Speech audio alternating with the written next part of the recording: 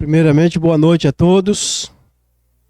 Eu quero agradecer à igreja pela mais esta oportunidade de estarmos juntos para nós compartilhar com os irmãos uma porção da palavra de Deus.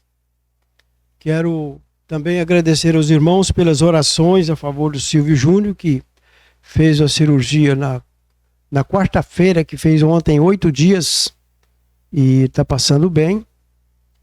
E agora é só esperar para a recuperação, para ele voltar para Juiz de Fora. Mas a gente agradece aos irmãos que eu sei que têm orado a favor dele antes e depois da cirurgia. Nós hoje vamos tratar de um assunto precioso para ser considerado, que é o projeto de Deus. Quando se fala de projeto, desde o nascimento nosso nós temos projeto.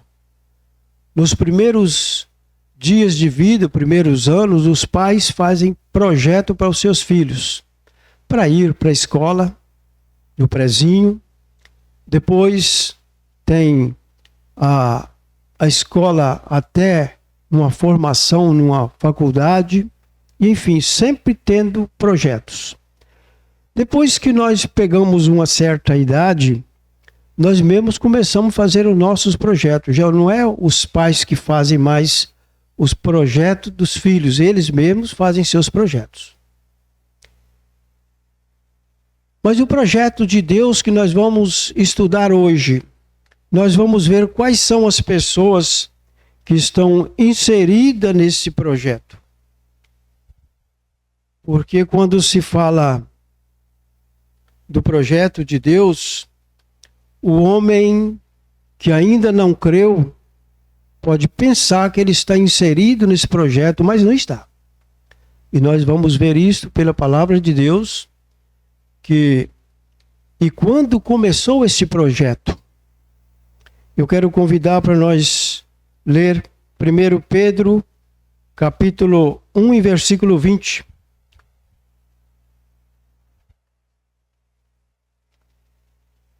Primeira carta de Pedro, capítulo 1 e o versículo 20.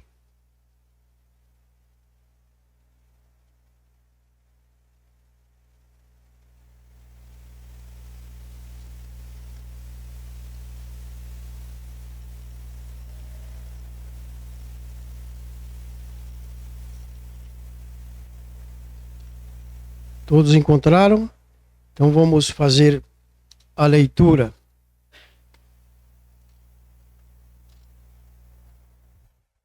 Primeiro Pedro, capítulo 1 e o versículo, nós vamos ler um pouco antes do versículo 17 até o 21. Mas o principal versículo que nós vamos estar focando nele é o versículo 20. Mas vamos ler a partir do versículo 17.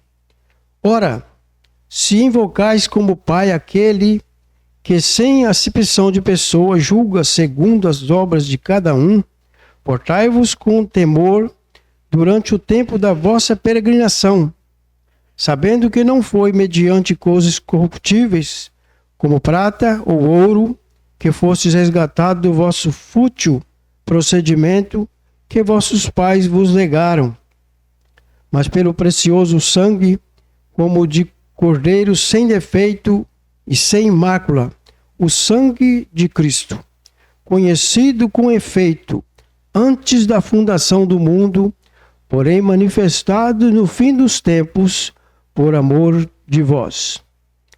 Porque, por meio dele, tendes fé em Deus, o qual o ressuscitou de entre os mortos e lhe deu glória, de sorte que a vossa fé e esperança estejam em Deus. Por enquanto, somente esses versículos que nós vamos ler para a nossa consideração. Para ser inserido neste projeto, é preciso que haja 3 mudanças na vida do homem. Primeiro, mudar o quê? Segundo, mudar por quê? Em terceiro, mudar para quê? Quando nós olhamos para esse versículo 20 da primeira carta de Pedro, do capítulo 1, o que nós vemos aqui nesse versículo? O sangue do Cordeiro com efeito, ou seja, um valor em ação, antes de quê? O versículo nos diz que antes da fundação do mundo. Quando nós olhamos para os nossos irmãos no Velho Testamento, na Velha Aliança, eles foram salvos com base em quê? Com base nas obras deles? Com base naquilo que eles faziam? Não. Sempre foi com base no sangue de Cristo. Nós, na nossa limitação, nós podemos pensar que o valor do sangue de Cristo vem da cruz para cá, mas não é. Ele tem valor eterno. E o apóstolo Pedro aqui explica com muita clareza que este sangue puro, sem defeito, conhecido antes da fundação do mundo, porém manifestado no fim dos tempos por amor de vós. Quando é que manifestou este valor? Quando é que foi manifestado a nós? Algumas pessoas pensam que foi manifestado a partir da cruz. Mas nós olhando com mais detalhes, nós podemos ver que o Senhor Jesus Cristo, quando ele nasceu de Maria, foi que iniciou esse valor aqui para nós. Pensamos assim, mas foi manifesto quando ele nasceu ali na manjedoura, é que foi manifestado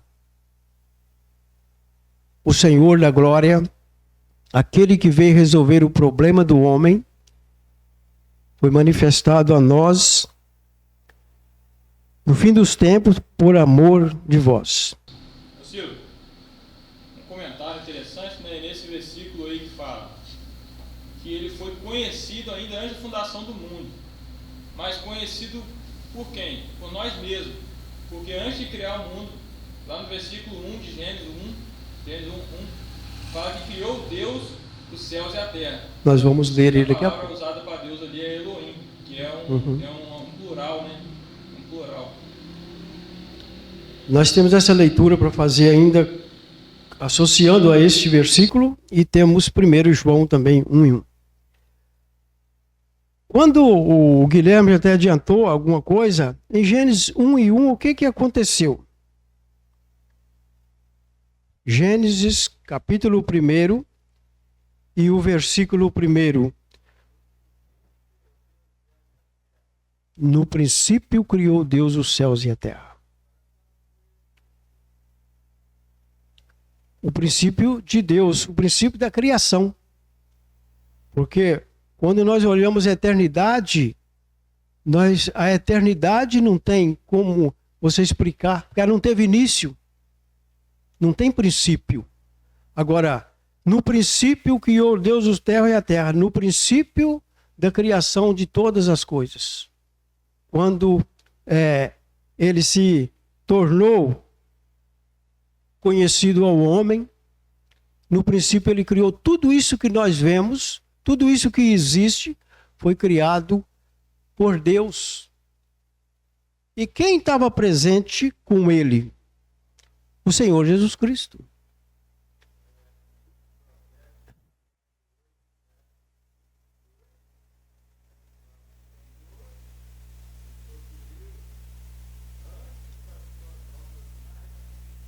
Pois é.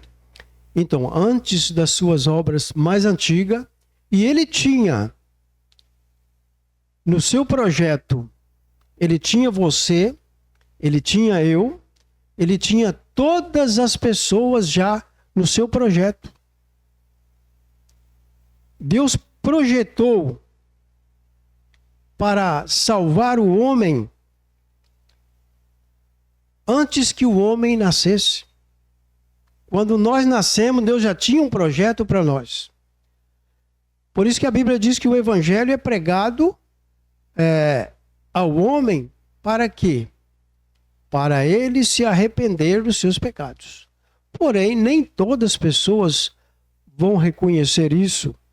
Como nós falamos que Gênesis 1:1, no princípio criou Deus todas as coisas, no Evangelho de João 1:1, Guilherme está com a Bíblia aí, Guilherme? Lê lá para nós, por favor.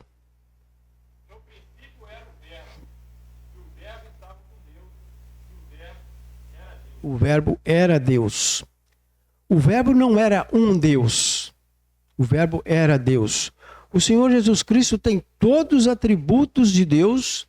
Ele nunca deixou, nunca foi diminuído. Ele tem todos os atributos de Deus e ele é o Deus eterno.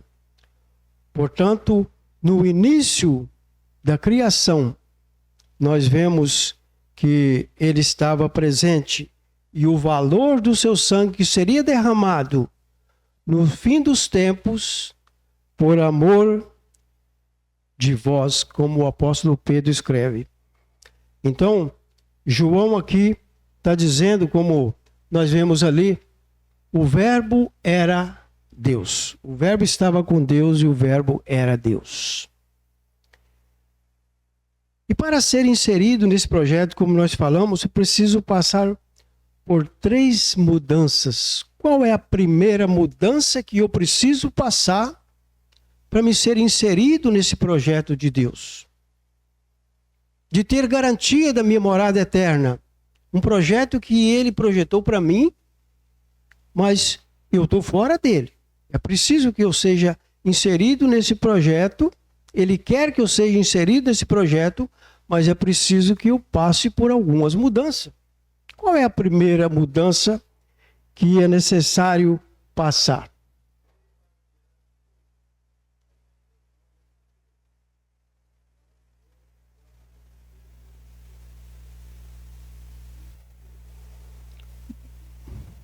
Muito bem.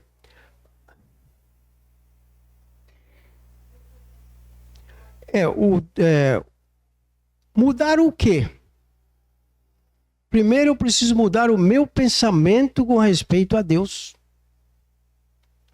O homem, enquanto ele não pensa, não para, quando ele ouve o Evangelho, é colocado diante dele que o problema do pecado dele foi resolvido lá na cruz. Mas ele diz, eu não quero e eu não preciso. Eu já tenho o meu projeto preparado para mim seguir aqui e ir para a eternidade. Não vou mudar. Ele tem direito de ficar do jeito que ele quer. Todo homem pode seguir a forma que ele quiser. Deus não vai obrigar ninguém.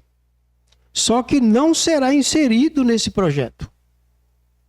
Se eu pensar o contrário de Deus, que Deus diz, os meus pensamentos não são os vossos pensamentos. Vamos ler. Põe Jó capítulo 27. Jó 21 e 27. Jó 21 e 27. Eis que conheço bem os vossos pensamentos e os maus intentos com que injustamente me fazeis violência. Veja só, os vossos pensamentos e os maus intentos do coração do homem, Deus considera como mal. E como esse coração mal, pensando da forma que pensa, pode ser inserido nesse projeto divino, um projeto perfeito que leva o homem para a eternidade, justificado. Somente quando ele muda o pensamento concernente a Deus. Veja Isaías 55, 8 e 9. Isaías 55, 8 e 9. Vamos lá para nós, Guilherme? Porque os meus pensamentos não são os vossos pensamentos, nem os vossos caminhos, os meus caminhos, diz o Senhor. O pensamento do homem é contrário ao pensamento de Deus. Enquanto eu estiver no meu pensamento, enquanto eu estiver fazendo o meu projeto concernente ao céu, concernente justificar-me diante de Deus, não será aceito por Ele. Só é aceito a partir do momento em que eu mudo meu pensamento, mudo as minhas atitudes, meu conceito, minhas ideias e minhas opiniões. Quantas vezes você e eu, ao ouvirmos o Evangelho, nós relutamos, talvez, no meu caso, a minha atitude, eu queria continuar com as minhas atitudes, eu queria continuar com os meus conceitos, eu queria continuar com as minhas ideias, pensando que eu estava certo. No meu conceito, eu estava certo que eu estava a caminho do céu. Eu estava a caminho da glória eterna. As minhas opiniões e a opinião do homem, a ideia do homem, os conceitos do homem, não são os de Deus. Para que o homem seja inserido nesse projeto, esse projeto especial, é preciso dele mudar os seus pensamentos, mudar a sua atitude e mudar o seu conceito.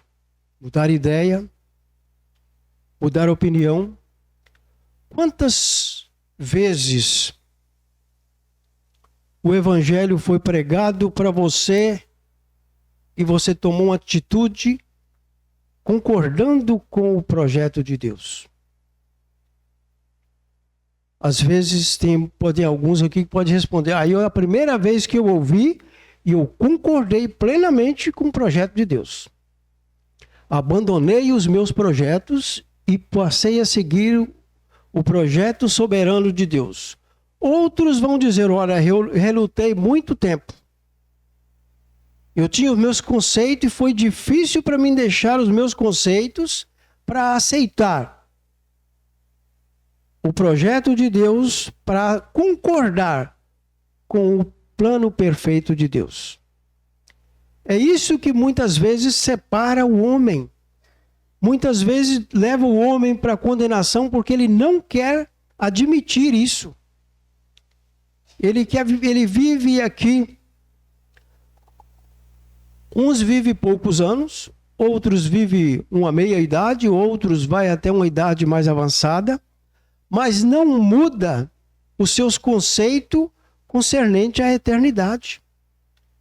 Continuam pensando que os seus esforços próprios vão levá-lo à presença de Deus, justificado.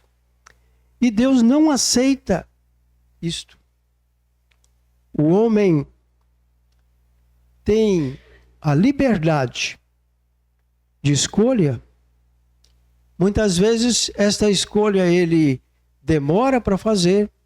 Muitas vezes esta escolha ele faz rapidinho porque ele vê no projeto de Deus a perfeição e curva diante da cruz do Calvário. E ali ele vê um homem pregado naquela cruz. Ali ele vê um homem ensanguentado em favor dele. Aí é o momento em que o seu coração se quebranta e ele o aceita como Salvador e Senhor. Mas se isso não acontecer na vida do homem, ele jamais será inserido nesse projeto. Mudar para quê? Nós falamos que mudar mudar o quê? E agora mudar por quê? Porque Cristo morreu por mim, porque Cristo me ama, porque Cristo quer me levar para junto dele. O porquê que eu tenho que mudar é por isso. Se eu nunca entender esse fato, que Cristo me amou primeiro, não é eu que quero que vou até Ele, é Ele que vem ao meu encontro. Ele está de braços abertos, a todos os instantes, em direção ao homem, esperando por uma decisão do homem. E quando ele encontra esta sua criatura disposto a mudar, ele recebe do Senhor o perdão dos seus pecados, e ele então torna-se uma pessoa salva, justificado por todo sempre. E o terceiro, mudar, por quê? Primeiro, para sair da escravidão. O homem, ele se encontra escravo do pecado, das garras de Satanás, e ele precisa sair de lá. Ele precisa sair. E segundo, entrar para a liberdade. Nós falamos muito na liberdade, ir e vir. Todos nós temos essa liberdade no nosso país de ir e vir. Vai para onde você quiser. Ninguém vai te impedir que você faça isso. E essa liberdade, o Senhor Jesus Cristo disse que se o Filho vos libertar, o que acontece? Verdadeiramente sereis livre. Se o Filho vos libertar. Está falando de outra pessoa libertar? Não. Somente o Filho pode libertar o homem desta escravidão. Se todos nós aqui fosse mudar aqui na frente um testemunho de 5 minutos, nós diríamos em poucas palavras, até um determinado tempo na minha vida, eu era escravo do pecado e eu fazia isso, aquilo outro. Mas o Filho me libertou, me tornei verdadeiramente livre. Livre para quê? Para servir o Senhor. Livre para morar na eternidade com Ele.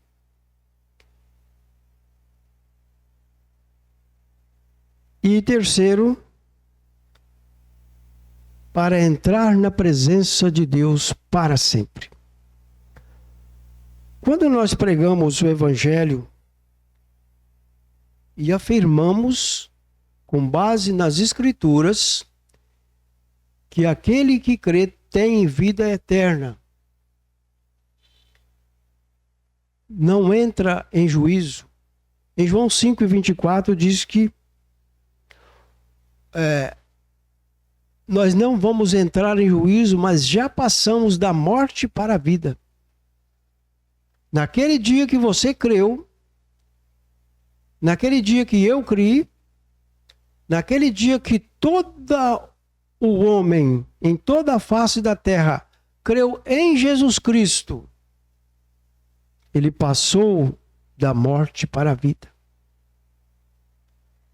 Ele saiu da escravidão e entrou para a presença de Deus. Ele passou da morte para a vida. E esta vida que nós passamos a receber de Cristo, quando nós chegamos na carta de Paulo aos Efésios, o que ele diz no versículo 13 do capítulo 1? Em quem vós estáis, depois que ouviste a palavra da verdade, o evangelho da vossa salvação, tendo nele também crido, fostes selados com o Espírito Santo da promessa. O Espírito de Deus passou a habitar naquele ser que creu naquele dia. Naquele momento exato, tal pessoa passou a ser inserida nesse projeto de Deus. E esse projeto é um projeto que é precioso, não tem mudança, não envelhece e nunca acaba. Um projeto eterno. Aqueles que crêem desfrutam do privilégio de ir para a presença de Deus. Eu quero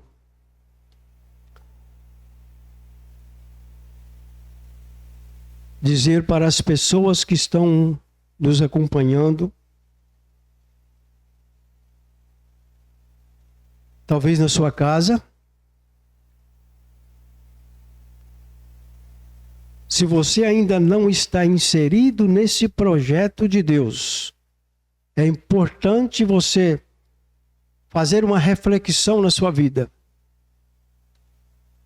Você nasceu, cresceu, talvez tenha uma boa saúde, uma boa situação financeira,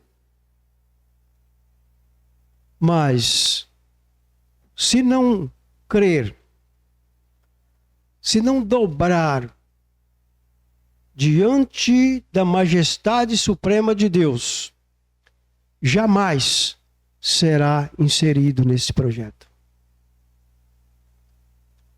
E quando nós olhamos para João capítulo 6 e 37, o que disse? Aquele que vem a mim jamais lançarei fora. Por isso que nós costumamos dizer alguns textos da palavra de Deus que mostram essa segurança absoluta. Você pode hoje crer e ter certeza que você está seguro nas mãos de Deus, ninguém tira. Em João 6,37 ele diz: aquele que o Pai me deu e vem a mim, de maneira nenhuma lançarei fora. João 10,28 ele diz: aquele que está seguro nas minhas mãos, ninguém arrebata. Não tem como sair das mãos daquele que segurou nas minhas mãos. E ele ali dá uma segurança dupla. E ele diz: e da mão do Pai, ninguém pode arrebatar. E o versículo 30, ele termina dizendo: eu e o Pai somos um. Felizes são aqueles que um dia fizeram uma reflexão nas suas vidas. Ouviram o Evangelho e concordaram com esse projeto perfeito de Deus. São pessoas que são felizes já aqui, por mais difícil que esteja a situação do homem. Talvez enfermidade, talvez situação financeira difícil, enfim. Por mais difícil que seja aqui, mas se você tem Cristo na sua vida, você tem um futuro garantido, um projeto brilhante, um projeto perfeito, que jamais você poderá sair dele. A partir do momento em que o homem entra para esse projeto, a partir do momento que o homem crê no Senhor Jesus Cristo, jamais ele sairá. Isso é muito importante para as pessoas que estão ouvindo, porque às vezes nós podemos crer no Senhor Jesus Cristo e colocar mais alguma coisa para garantir esta salvação da nossa alma. tentar ajudar aquele sacrifício que o Senhor fez na cruz, que ele fez sozinho e foi perfeito. O homem não pode, não tem condições de acrescentar nada e nem ajudar nada, e nem tirar. Mas a partir do momento que você creu, você olhou para a cruz do Calvário, como nós falamos há pouco, e ali você vê aquele homem que foi levado até ali por amor a você e a mim. E ali você vai ver aquele homem banhado em sangue. Após a sua morte, ele foi levado ao túmulo. E ao terceiro dia ele ressuscitou triunfante de entre os mortos. Ficou 40 dias dando prova da sua ressurreição. E a Bíblia diz que ele vai voltar. Ele voltará até as nuvens para levar todo aquele que um dia creu nele. Esperamos que todos que estão nos ouvindo nessa noite, se não creu ainda, muda os seus conceitos, muda o seu pensamento, muda a sua atitude concernente a Deus. Aceita o plano dele, aceita o perfeito projeto dele. E você será uma pessoa feliz e feliz para sempre. Do contrário, Deus lançará todas as pessoas que o rejeitarem, serão lançados no lago de fogo, um lugar triste, um lugar horrível, sofrimento, e jamais poderá sair de lá. E Deus hoje oferece oportunidade. Aceita o meu convite, aceita o meu projeto, aceita o meu amor que foi demonstrado por você lá na cruz, quando o meu filho derramou o seu sangue. E se você fizer isso, você passa a ser uma pessoa feliz, uma pessoa com a segurança garantida de morada eterna juntamente com Deus. Mas ainda, nós olhamos para Hebreus capítulo 11, o versículo 13. Hebreus 11 e 13. Todos estes morreram na fé, sem teres recebido a promessa, mas vendo-as de longe e crendo nelas, e abraçando-as, confessaram que eram estrangeiros e peregrinos na terra. Quem são esses? São os irmãos que estão na lista dos heróis da fé. Eles não tiveram a oportunidade que nós temos, não tiveram o privilégio que nós temos. Nós sabemos que o nosso Salvador já veio. Há 2000 anos atrás, ele foi pregado numa cruz. Mas esses irmãos que nós lemos no capítulo 11, versículo 13 de Hebreus, eles morreram olhando a promessa de longe, vendo-as e crendo. Portanto, esses irmãos creram. Eles estavam com base aonde?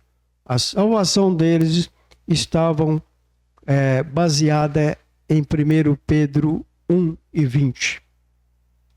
O valor do sangue antes da fundação do mundo. Esperamos que nessa noite almas preciosas possam render aos pés do Senhor Jesus Cristo. Almas preciosas salva, possa tirar dúvida e saber que salvação é algo especial, tão perfeito, que ela tem vinda, não tem volta. Tem entrada, não tem saída. Quando nós cremos, o Senhor nos garante isso, que a nossa vida está segura nas mãos dele. Vamos morar junto dele. No futuro, após o arrebatamento, Todos que partem daqui já vai direto para a presença dele, desfrutar do privilégio de contemplar o rosto de Jesus Cristo face a face. Aquele que derramou seu sangue lá na cruz está na glória hoje. Ele não está lá ensanguentado. Ele não está lá triste. Não está sendo criticado por ninguém. Nós podemos ver o nosso Salvador com o seu rosto alegre, o seu rosto olhando com aquele olhar de amor para este mundo pecador, desejando que todos venham ao arrependimento. E ele aguarda a sua pessoa reconhecer esse fato, que você é um pecador e que sem ele jamais chegará à presença de Deus. Eu estava olhando para 1 Reis, Salomão, quando faz aquela oração, ele diz, no capítulo 8, versículo 46, ele diz que não há homem que não peque. Eclesiastes 7:20 diz a mesma coisa. Não há nenhum justo que não peque. Todo homem é pecador. Pecamos todos os dias, pecamos todos os instantes, porque somos pecadores. Mas existe uma diferença entre continuar no pecado e confessar o Senhor como Salvador. A diferença está em acreditar, crer que o Senhor Jesus Cristo pagou o preço do meu pecado, pagou o preço do seu pecado, e por isso ele pode te chamar de justificar. Mas o homem não deva continuar pensando que ele pode chegar à presença de Deus através dos seus méritos, porque jamais chegará lá. Quando nós olhamos para o Salmo 92:5, Salmo 92:5,